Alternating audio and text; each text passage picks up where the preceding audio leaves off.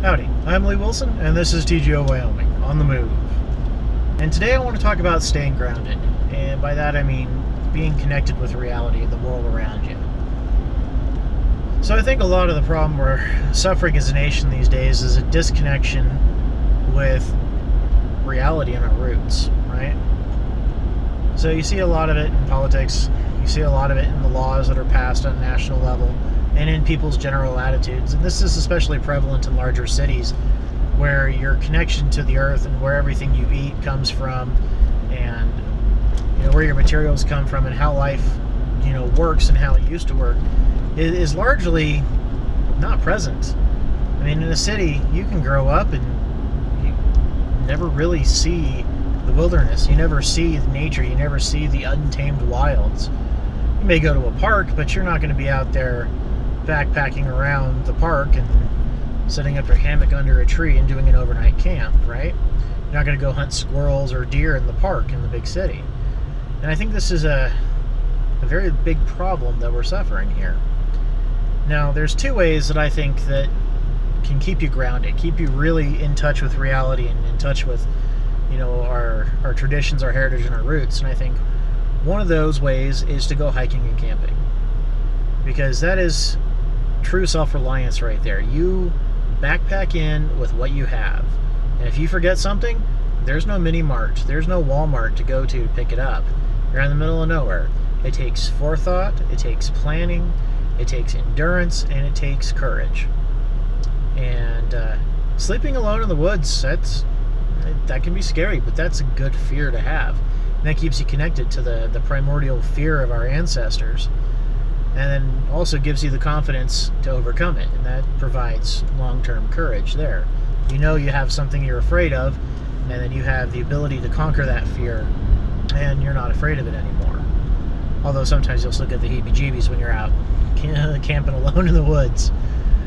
So if you go camping and hiking with a friend, that can give you camaraderie that you're just not going to achieve as easily or as dynamically if you are just going down to the local bar to have a pint with your buddy.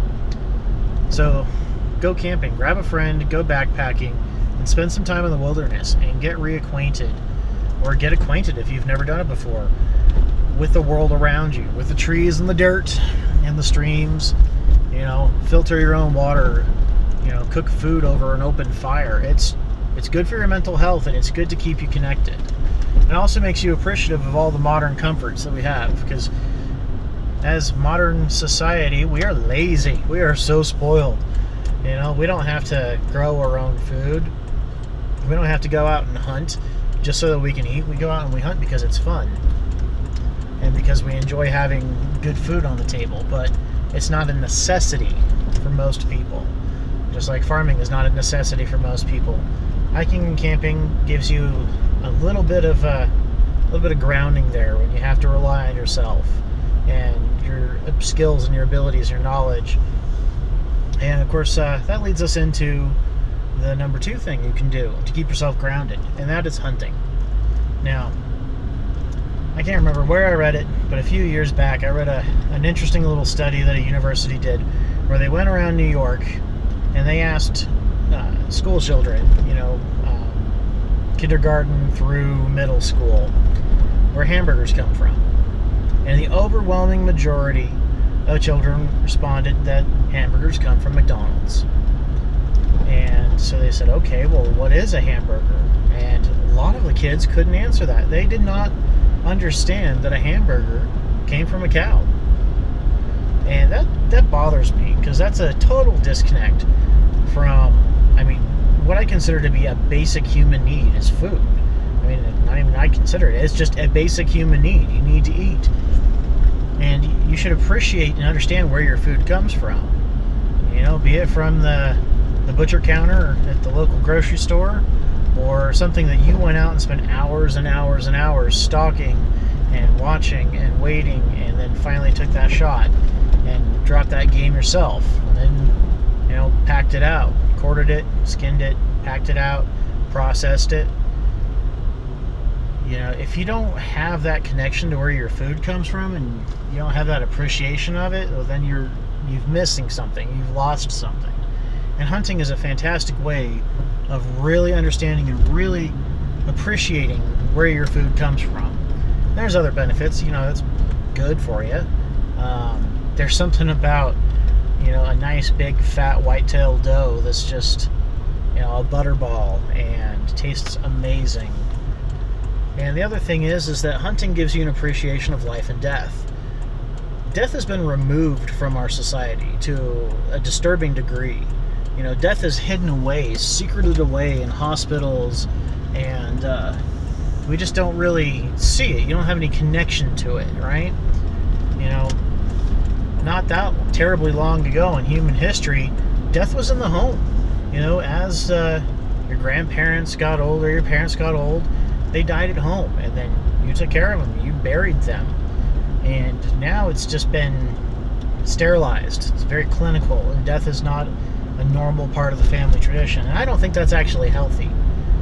I don't think it helps the grief process at all on a human level. And on a food level, you don't have to go wring your own chicken's neck or go slaughter the cow or the pig. You don't have to process it and touch it. You don't have to raise that animal and then end its life so that way you can eat and your family can eat. And I think that allows people to kind of get some delusional ideas about how the world works and how, I'm sorry, I'm going to offend some people here, but PETA, oh, for Christ's sakes, just no. But when you go out and you hunt your own game and you put that food on your table, there's a lot of pride to be taken in that, because it takes work. Hunting isn't easy. It's not just like running down to the grocery mart and saying, oh yeah, I need a pound of 80/20 beef. Yeah, that sounds great. Good. Package it up. Cool. Here's your $6. Whatever. Right? No, hunting requires time, patience, and you get invested in what you're hunting. You get invested in that animal. And especially if it's, something you've been stalking for a while or you pre-season scouted, you get invested in that critter. And when you finally take that critter, you're appreciative of it. For me, there's always a little bit of a mix of sadness and gratitude whenever I take an animal. Sadness that this beautiful critter is no longer with us, because let's face it, some whitetail are beautiful creatures, but they are really tasty creatures. So a little sad that whitetail is no longer gonna be bounding through the fields and living its life, but I am much more grateful that whitetail was there and I was able to take it, and that'll feed me and my wife and my son. So that's a certain level of gratitude and thankfulness that you just don't get by going and getting a pound of beef at the local supermarket. So if you can go hiking, if you can go camping, if you can go hunting, it really helps ground you. It helps bring you back to reality. And I know some people argue, oh, city living's reality. Well, not really. Not really. I've lived in big cities. I grew up in Houston through a lot of my early adulthood. And you know what? It's different. It can be your reality, but it is not the universal reality. So get connected, get grounded, and appreciate what you have and appreciate where the things you have come from. So yeah, that's about it for this go around. So I hope you guys found this a little bit insightful. And of course, if you disagree with me or have any other opinions, feel free to leave them in the comments below. I'd love to hear what you have to say. And on that note, thanks again for watching. And as always, stay safe, shoot straight, and don't forget to subscribe for more great videos.